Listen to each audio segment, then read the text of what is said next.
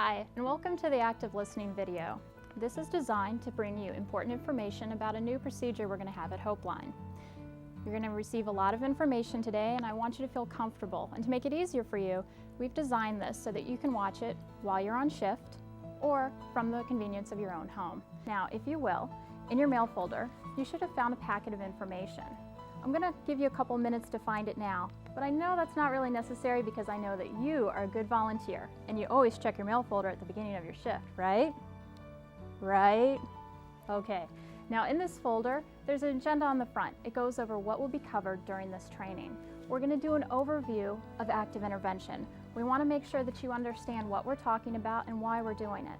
We're also going to do a review of suicide risk factors, warning signs, and the skills you need when you're talking to someone that is suicidal. We're also going to talk about new procedures. How are we going to handle this? Because it will involve using tracking equipment for some of our callers. And we'll also talk about documentation. And as a wrap-up, we'll talk about third-party calls, which is something new.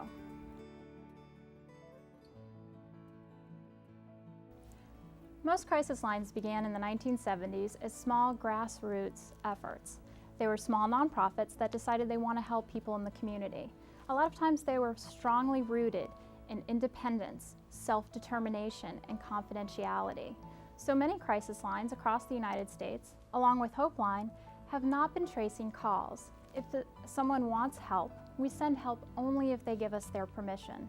But a lot has been changing in the last couple decades. A lot of new research has come up about people that are suicidal. For example, a majority of people that are suicidal are ambivalent. They want to die, but they don't want to die. They want their pain to end, and if they can find another way for that pain to end, they will go with that. But unfortunately, a person that's suicidal is often not thinking clearly. They don't perceive that they can reach out and use the resources that are available to them. The American Association of Suicidology has been reviewing this new information and research. As the accrediting body for crisis centers in the United States, they wanted to make sure that we're using best practices, and they have decided that active intervention is the way to go. Now, beyond accreditation, our board has sat down and carefully reviewed all the information pertaining to active intervention. They want to make sure that we're doing it not just for accreditation, but to help our community members the best that we can. If we're in the business of saving lives, we should do everything that we can to help those people out. So how and when does one actively intervene? Basically what this means is that when an individual is at severe risk of harm to themselves or someone else, we're going to send help, whether they give us permission or not. Ideally, we'd like to go ahead and get that permission, but if we can't, we're going to need to use tracing equipment. And that's where the new procedures will come in. A lot of crisis lines have switched over to this new way of handling calls, doing active intervention. On average, they usually do about 10 calls a year that they trace and send help without the caller's permission. Now you're probably thinking, 10 calls a year? That seems pretty low, doesn't it? Well, the reason why is because we, as crisis line responders, have excellent skills, wonderful listening capacity. And by talking to a caller, a lot of times the issue resolves itself by the end of the call. So why are we putting all this effort into training you for just 10 calls a year? Because it's a high intensity time. These are very serious calls. We want to make sure that you feel comfortable and that you can handle this when this situation arises. And to let you know, a major component of this is having community effort to back up what we are doing. We would never want to send somebody out to respond to a crisis and not have them prepared to handle what they're walking into. They are not expected. So we have spent the last 2 years training emergency responders so that when police officers, other law enforcement, EMS, firefighters come into this situation, they will know how to accurately respond to somebody who is in crisis. Now we're going to switch to this new way of operating September 15th. That may seem a long time off depending on when you watch this, but we want to make sure that everyone is comfortable with the new procedures, and we want to offer plenty of time to get everyone trained on the same page and comfortable with our new way of operating.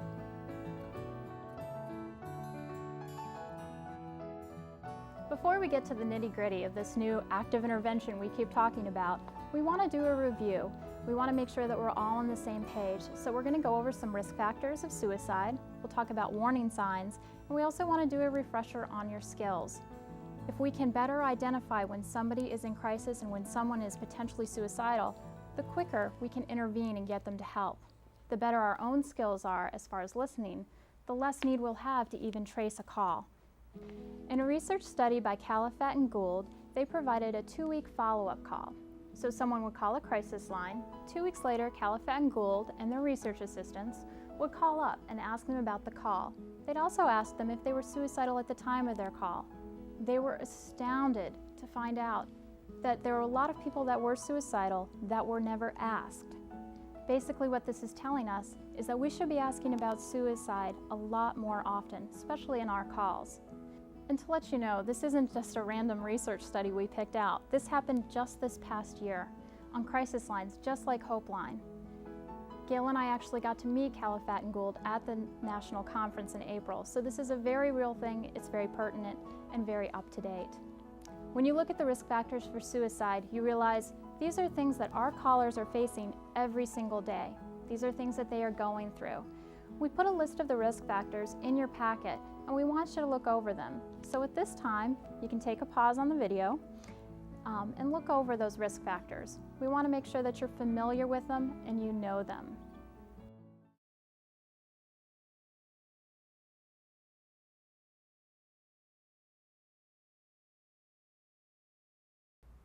Did you notice anything familiar about those risk factors when you were looking over them? That's right. They're exactly the same things that our callers call about every single day. A lot of times these risk factors can be categorized in one of 3 ways: trouble, loss, or change. So looking over that list and thinking about the calls you've had and the types of calls we get, what types of troubles do our callers face? What types of changes? What types of losses? I also want you to think about perceived trouble, loss, and change, because sometimes perceiving that something could happen is just as real for our callers.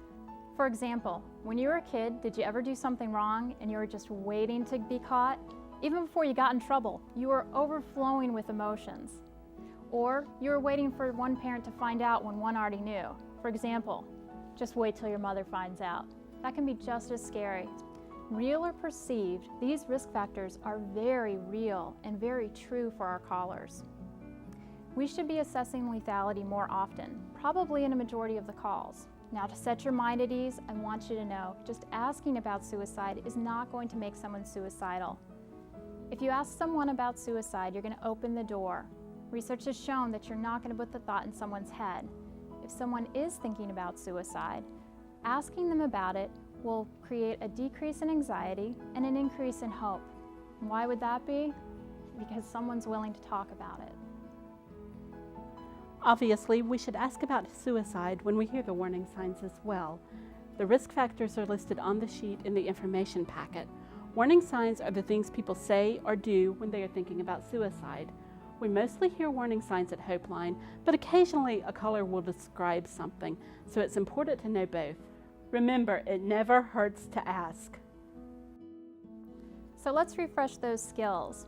First thing that we want to talk about is the lethality assessment. In your packet, you have a copy of the lethality assessment.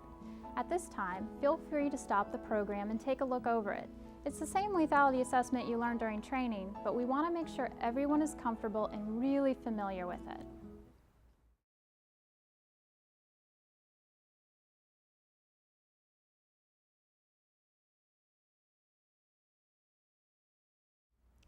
As you know, many of our calls never end up with us getting all the way through the lethality assessment. We often don't have to call 911. The reason for that? Your outstanding listening skills as a crisis line responder. Want to review some of those things right now. For example, giving supportive statements to the caller, letting the person know that they are important. We also like to use joining language, us, let's, we, together. For example, let's talk about what's been going on. We also like to validate feelings, identifying emotions for people, letting them know that they're real, and as always, being non-judgmental. Now, in addition to the way that we respond to callers includes new ways to respond to the confidentiality question. If somebody asks, we can say HopeLine is confidential unless you are at serious risk of harm to yourself or others. But we would never want to say that all by itself. We want to make sure that we use it with supportive statements and join it with something else. So for example, if we had someone that was suicidal and was worried about us tracing a call or finding out who they were, and they asked about confidentiality, we would tell that person, well, HopeLine is confidential unless you're a serious risk to yourself or others. But by picking up the phone and calling today, you have made a step in the direction away from that. So let's talk about what's going on that makes you feel this way. Remember, suicide is not the problem. Suicide is the perceived solution to the problem. If the person can find other options, that's what they'll go with. We want to talk to them about what's going on that makes them feel that suicide's their only option.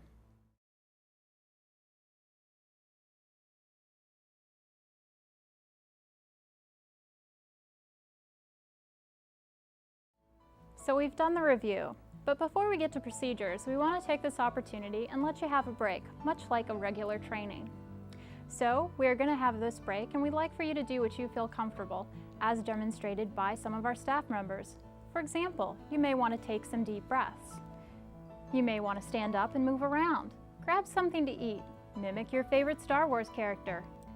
Do what you need to do to make sure that this stuff sinks in right.